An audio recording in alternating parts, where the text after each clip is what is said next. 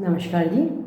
मैं doctor Sunita Kamal, SPC government college Ajmer, associate professor HOD in history department. देखिए बच्चों, आज जो हम वीडियो डिस्कस करने जा रहे हैं वो है आपके थर्ड ईयर में प्रमुख राजनीतिक विचारक का जो पेपर चलता है उसमें एक टॉपिक है गांधी जी का के विचार और गांधी जी का ट्रस्टीशिप का सिद्धांत।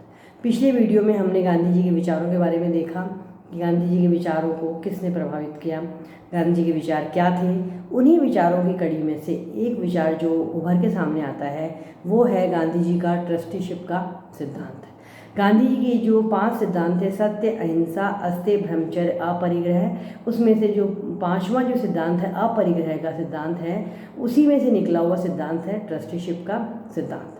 गांधी जी ने कहा था कि मनुष्य को अपने जीवन के उच्चतम चरमोत्कर्ष पर पहुंचने के लिए इन 5 सिद्धांतों को मानना बहुत अधिक आवश्यक है। ये सिद्धांत मान करके ही व्यक्ति जो है अपने चरम पर जा सकता है। अच्छा, उसी में जो अपरिग्रह का सिद्धांत है, अपरिग्रह के सिद्धांत से ही ट्रस्टीशिप का सिद्धांत निकलता है। अपरिग्रह का सिद्धांत है साधारण दैनिक आवश्यकताओं से अधिक भौतिक पदार्थों का संग्रह नहीं करना ही अपरिग्रह का सिद्धांत है। अपरिग्रह का अर्थ होता है नहीं, परिग्रह का अर्थ होता है संग्रह करना, मतलब हमें ज़्यादा वस्तुओं का संग्रह नहीं करना चाहिए। चूँकि ट्रस्टीशिप का सिद्धांत राजनीति शास्त्र और अर्थशास्त्र दोनों की दृष्टि से ही बहुत अधिक महत्वपूर्ण है।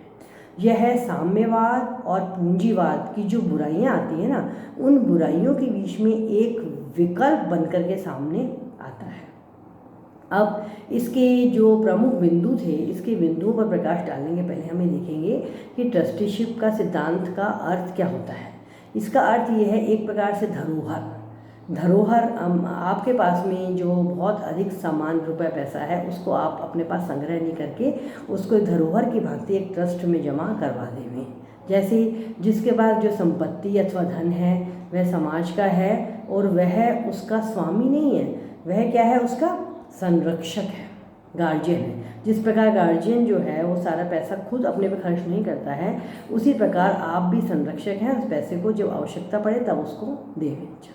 इसके अलावा मेरे पास में पैतृक या व्यापारिक अर्जित संपत्ति है तो मुझे एहसास होना चाहिए कि ये संपत्ति पूरी मेरी नहीं है, ये संपत्ति उतनी सी है जिससे मैं सम्मानपूर्वक अपना जीवन जी सकूं। ये जीवन उनसे वैभवपूर्ण नहीं हो जो अन्य लाखों लोग जी रहे हैं। जिस तरीके से रोटी, कपड़ा और मकान व्यक्ति की बेसिक आवश्यकता है, उस आवश्यकता की पूर्ति वह सबको स्वयं खुद के लिए नहीं करके जो बहुत से लोग जो हैं वैभवपूर्ण जीवन से वंचित हैं, और आप जो है मतलब रोटी, कपड़ा और मकान की उनकी आवश्यकता जो है वो वही आवश्यकता है और वो आवश्यकता भी आप पूरी नहीं कर सकते और सारे पैसे को आप अपने पास में लेके बैठे हो। ये बात गांधी जी को बिल्कुल भी नहीं जचती थी। वे कहते थे कि इस पैसे को, धन का जो आपका शेष भाग है, उसको समाज के लिए खर्च करना चाहिए। अच्छा, सारी संपत्ति समाज की है और जो समाज उसको आवश्यकता अनुसार जीवित रहने के लिए उपलब्ध करवाए। जन्म के साथ ही बच्चे का जब सामाजिक संपदा में हिस्सा भागीदारी होनी शुरू हो जाती है, ये बात बिल्कुल भी ठीक नहीं है। जितनी उसको आवश्यकता है उतना ही उसको दिया जाना चाहिए। अच्छा, यद्यपि गांधी जी राज्य के माध्यम से भी किसी भी सामाजिक परिवर्तन के विरुद्ध थे, क्योंकि राज्य जो है वो हिंसा पर आधारित होता है और वह परिवर्तन असली नहीं होगा।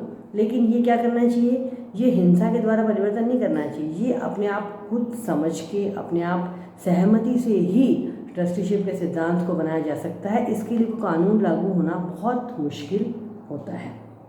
गांधी जी संपत्ति पर समाज का अधिकार मानते हैं, न कि व्यक्ति का। व्यक्ति सोचता है मेरा अधिकार संपत्ति पर है, लेकिन वो कहते हैं कि पूरे समाज का संपत्ति पर अधिकार है। गांधी जी ने इस सिद्धांत को नैतिक और आर्थिक एक तरीके से जामा पहनाया।